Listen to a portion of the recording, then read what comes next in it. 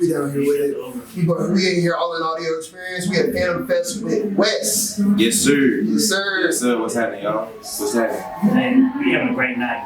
Hey, it's been beautiful, man. Fantom Fest. If y'all wasn't out here, y'all missed out on something, man. Stay tuned, lock in. I think it's like Fantom Fest 2021, man. You know, now we out here with the gang, man. Come What's the gang? You feel me? A lot of gang shit. Yes, sir. So, Wes, go ahead and let them know a little bit about what you do, man. I know you do a lot of shit. A lot of stuff. For sure. All in audio experience.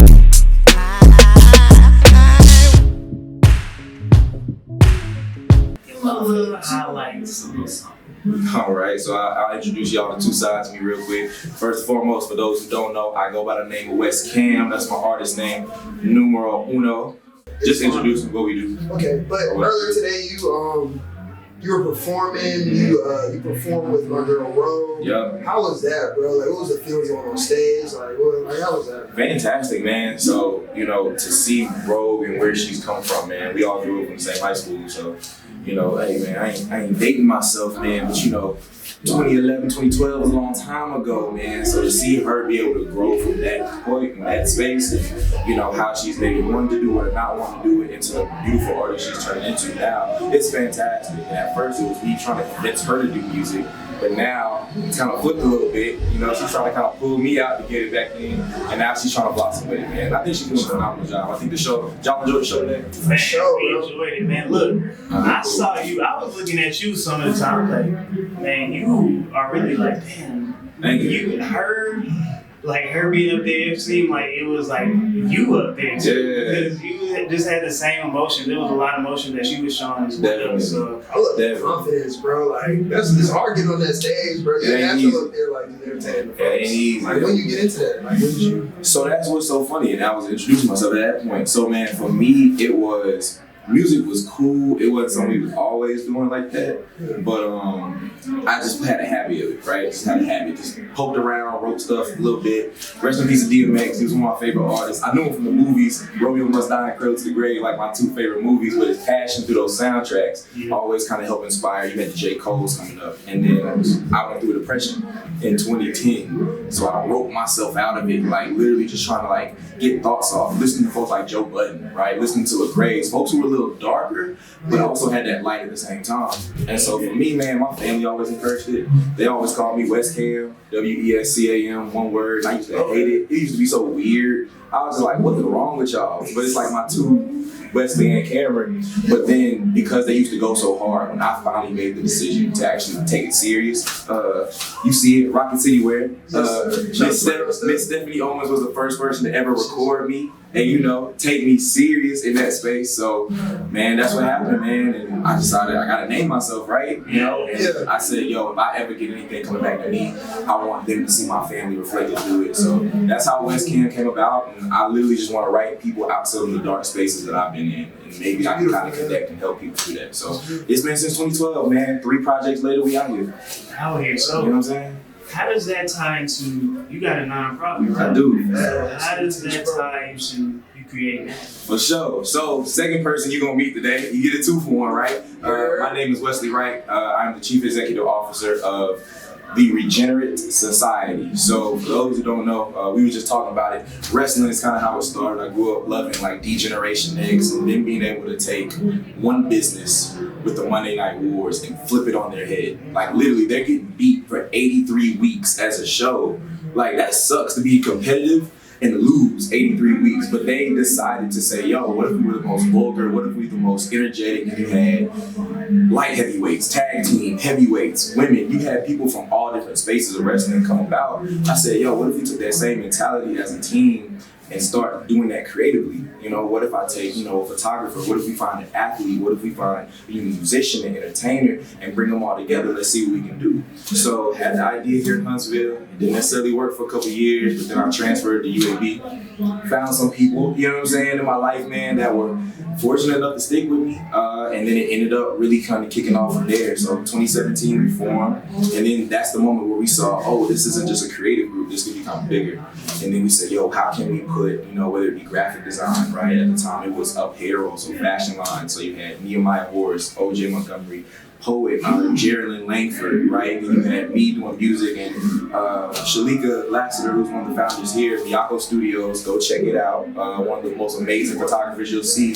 We came together and said, let's do some damage for Birmingham. So that's what we do, man. We literally take the God-given gifts of 17 to 24-year-olds and teach them how to repurpose them, right? And teach them how to not only develop them, but provide them with stages we didn't have back then. And we had to kind of like elbow for. We can come together and provide those to them and teach them how to give back to the community at the same time, man. So that's what we do, man. We in season 4. We in season 4 right now. Lock in, tap in with us. This is our society. We out here. The letter R. I love it. So, What's up? a nonprofit. Yes, how sir. do you even do that? How do you start that, man? Yeah, like that's not something everybody knows how to do. What is required? What's some basic things that are required to start a nonprofit? So if you want to be 501(c), that's a tax exempt organization, right? You can get your incorporation as, you know, any business, right? You get your business license, process it through the state, operate in that space. But when you want to be 501(c)(3), that's different. That lets you navigate in some certain spaces that normally they wouldn't, because they recognize you as an organization for the community in some type of aspect. So, man, look, it's a long, unnecessarily, egregiously long IRS process to go ahead and put that tax paperwork in, man. And, you know, our treasurer did that at the time for us, and you gotta have a board of directors. So you gotta have a set. Oh, I did not know that. You gotta, on it list, like you gotta have your addresses, social security numbers, all that. Like the tax, look, IRS not playing. If y'all can get stuff for tax free, they need to figure out who you are, right? So you gotta have a wise set of advisors, right? You gotta have a board of directors who can come in and, you know, teach you a little bit and help. An executive team, they need to know who's exactly typically gonna be operating in those operations or spaces. And then what's your target? What are you trying to do? So luckily I didn't have to put in that paperwork myself. So thank God. But man, you do your research. You gotta know, teams come through, man. Everybody got their specialty. So. Just sent y'all a message with that one. Yeah, I just man, gave y'all some dollars and gems. But that's how we did it, man. Yo, check it out, man. IRS.gov, man. They out there, man. If you got something, man, get that tax-free stuff, dog. Like, we just swipe. But keep your receipts. Keep all of them. Every single receipt. Keep all of them. Yes, all of them. Email, text, all of them. Don't need that You later. feel me? Whole lot of that. So, man. Yes, sir. What else do you want to give us, man? Actually, just give us Talk to me. some inspiration, man. Give us something that you would tell yourself 10 years ago. Young dudes, young women trying to get it. Like, what's some good, just a major lesson you learn when you're trying to get stuff done? Listen to God when He speaks.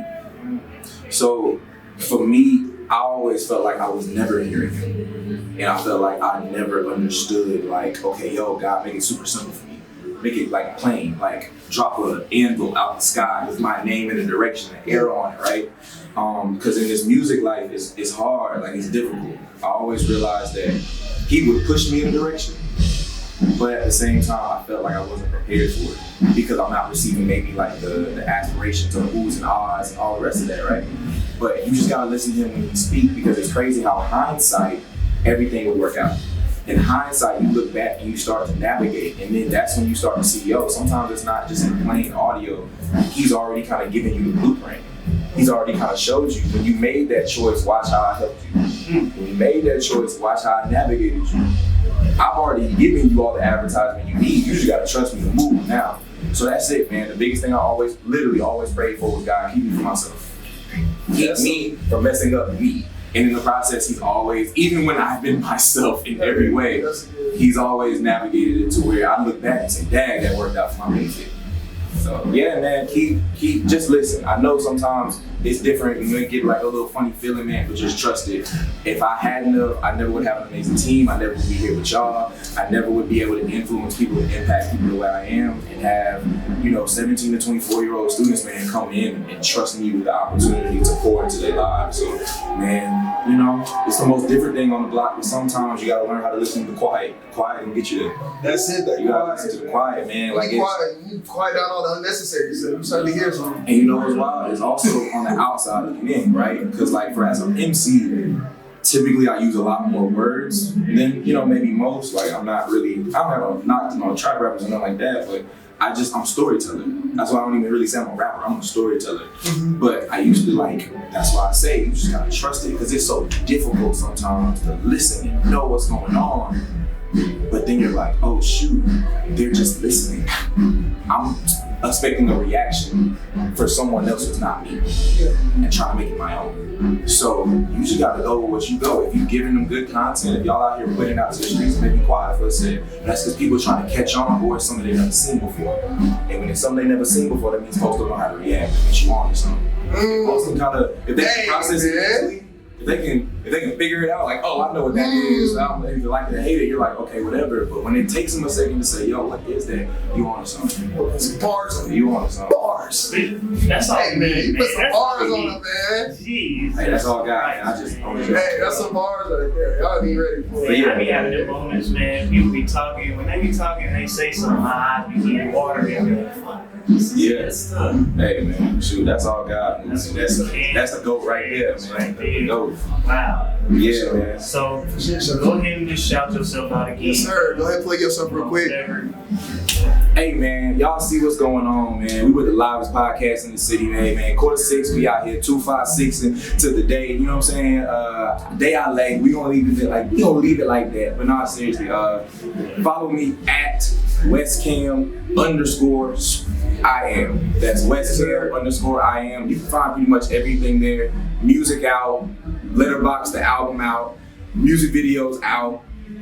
Follow us at This Is Our Society. This is the letter R Society. www.thisisour.society for more information on how we can help impact, how you can be a part of what we're doing, not just in Birmingham, but right here, if you're here in Huntsville or wherever you are, man. We connecting with the people, provide, restore, regenerate.